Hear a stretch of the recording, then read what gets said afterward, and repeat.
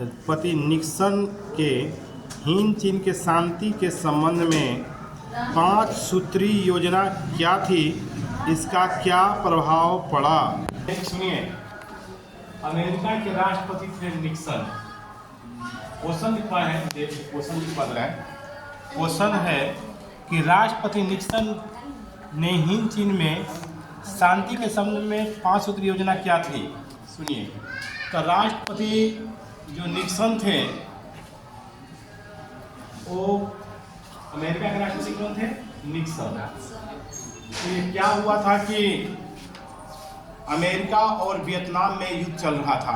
कौन सा देश? अमेरिका और वियतनाम में बहुत बड़ा भयानक युद्ध चल रहा था। देखिए, वियतनाम का ये इस तरह से फिगर है, इस तरह से ये जो भाग है, ये भाग ऐसा था, फिर ऐसे,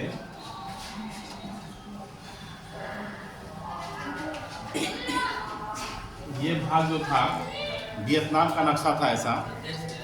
यहाँ पर था कंबोडिया, क्या था? कंबोडिया। ये था लाओस। सुनिए, तो ये वियतनाम है सब।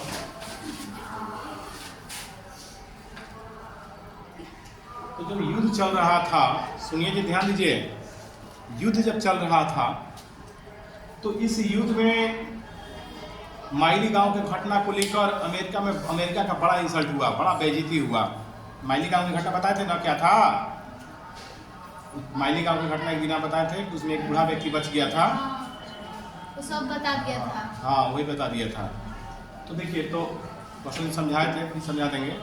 तो क्या हुआ था कि निक्सन ने जब काफ़ी अमेरिका की आलोचना होने लगी तो निक्सन ने 5 सूत्रीय योजना रखी कि युद्ध बंद कर दिया जाए। अब वियतनाम में अमेरिका जो सैनिक था, अमेरिकी सैनिक बमबारी कर रहा था चारों तरफ, जहाज से आकाश वाला जहाज से पूरा बमबारी कर रहा था।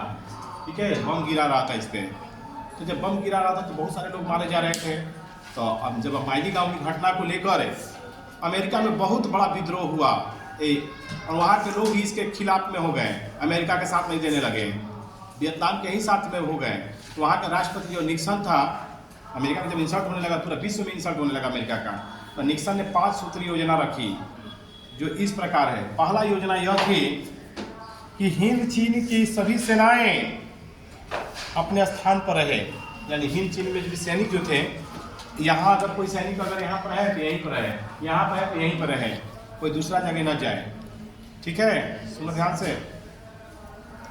दूसरा है कि जो भी युद्ध हो रहा है, सेना रुकी है अगर, दूसरा है कि इस युद्ध के विराम रेखा अंतर्राष्ट्रीय पर्यवेक्षक करेंगे, यानी युद्ध खत्म हुआ है कि नहीं, विश्व के दूसरे देश के जो लोग हैं, अंतर्राष्ट्रीय मतलब विदेशी लोग आके देखेंगे कि युद्ध खत्म हुआ है कि नहीं, यानी इसका देख रेख अंतर्राष्ट्रीय पर्यवेक्षक करेंगे कि युद्ध बंद हुआ है कि अभी नहीं बंद हुआ है।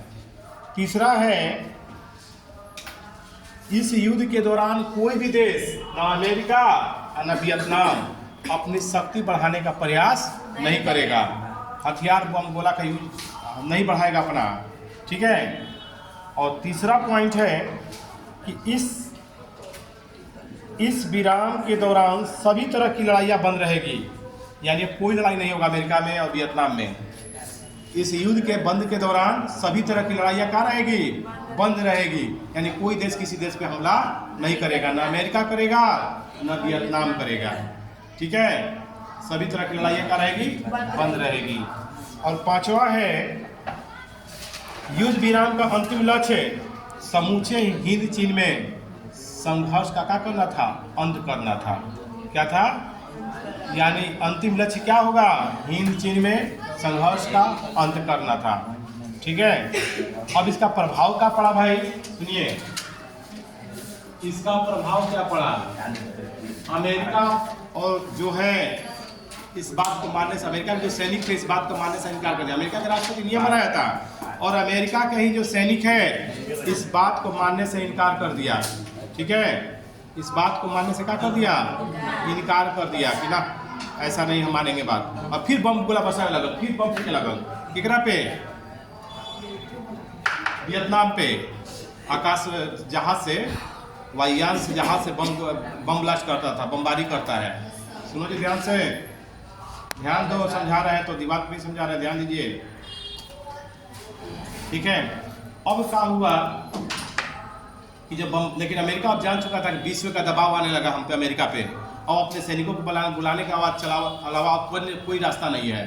तब 1973 में अमेरिका ने अपने सारे सैनिकों को वियतनाम से कहा यहाँ से बुला लिया अपने देश, और संधि हुई वियतनाम में, पेरिस में, फ्रांस की राजधानी पेरिस में एक संधि हुई, और इस संधि के दौरान दोनों देशों ने हस्ताक्षर किए, और हस्ताक्षर पे यह नियम बनाया गया कि अब दोनों देश एक दूसरे से लड़ाई नहीं करेंगे कभी, और इस तरह से वियतनाम का हो गया, मुक्त हो गया, आज़ाद हो गया, ठीक है। उठाओ, क्वेश्चन का आंसर ये है, लिख लेंगे।